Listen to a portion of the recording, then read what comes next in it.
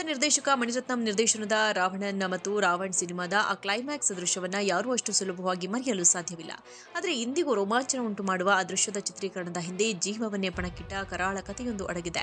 ಆ ಭೀಕರ ಘಟನೆಯ ಬಗ್ಗೆ ಸಿನಿಮಾದಲ್ಲಿ ಐಶ್ವರ್ಯ ರೈ ಅವರಿಗೆ ಸ್ಟಂಟ್ ಡಬಲ್ ಆಗಿ ಕೆಲಸ ಮಾಡಿದ್ದ ಸರೋವರ್ ಪಾರ್ದಿವಾಲ ಇತ್ತೀಚೆಗೆ ಸೋಷಿಯಲ್ ಮೀಡಿಯಾದಲ್ಲಿ ಆಘಾತಕಾರಿ ರಹಸ್ಯವೊಂದನ್ನು ಬಿಚ್ಚಿಟ್ಟಿದ್ದಾರೆ.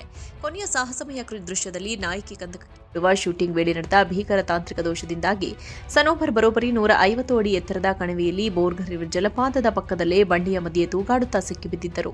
ಒಂದಲ್ಲ ಎರಡಲ್ಲ ಬರೋಬ್ಬರಿ 30 ನಿಮಿಷಗಳ ಕಾಲ ಸಾವಿನ ದವಡೆಯಲ್ಲಿ ಸಿಲುಕಿ ಅಕ್ಷರಶಃ ನರಕ ದರ್ಶನ ಪಡೆದಿದ್ದರು.